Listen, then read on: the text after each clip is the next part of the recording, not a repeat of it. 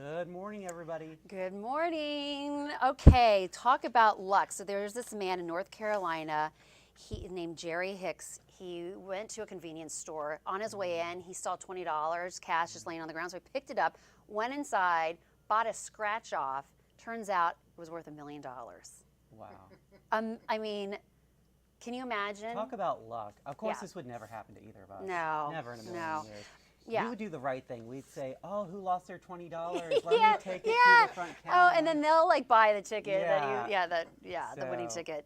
But isn't that like, I mean, think about, you're right, all the the sequence of events, like he happened to go to the convenience store at that time and then see the $20. I'm like, oh, I'll buy a scratch off with it. Yeah. So anyway, he says he's going to help use the money to help his kids and retire. He's a carpenter for 56 years. Yeah. So And that's great news. Now, I wonder if somebody's going Yeah. to say, you know, I lost $20 So part at of that gas station yeah. right before. wouldn't that be something? But Yeah. yeah, but good for him. I Yeah, mean, good for him. It's a great story. It gives us all hope. There's still hope out there. There's still hope for us.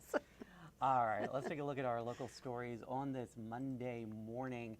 Albemarle County Fire Rescue says there are no injuries after a weekend fire at an ice cream shop. Firefighters were dispatched to Core Brothers Frozen Custard early Saturday afternoon.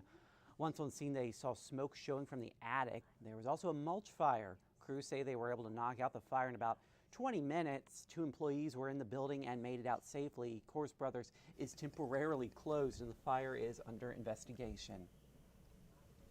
The Charlottesville Affordable Housing Fund grant program application is now open. The money will help provide financial support for projects working on long-term affordable housing. The housing program manager says housing insecurity is a primary focus. That application closes November 22nd at 5 p.m. All right, well, the Virginia Department of Wildlife Resources has rejected 2 proposed hunting dog regulations. One would have required hounds to wear GPS tracking collars when hunting bears or deer. The other would have required hunters to make reasonable efforts to keep their dogs off private property. The board voted 6-3 to reject those proposals, but they did approve some other rules earlier this year, including more conservation police officers and enhanced educational efforts. And this is pretty cool just in time for Halloween. A letter from the literary giant Edgar Allan Poe is now on display in Richmond just in time for spooky season. The letter is a featured exhibit at the Edgar Allan Poe Museum. It was written in 1839 toward the start of his career. The recipient was Washington Irving, another literary icon known for a classic tale of terror. He penned The Legend of Sleepy Hollow about the Headless Horseman. I'm sure you heard of that. In the letter, Poe was seeking advice from Irving about how to advertise his first collection of short stories.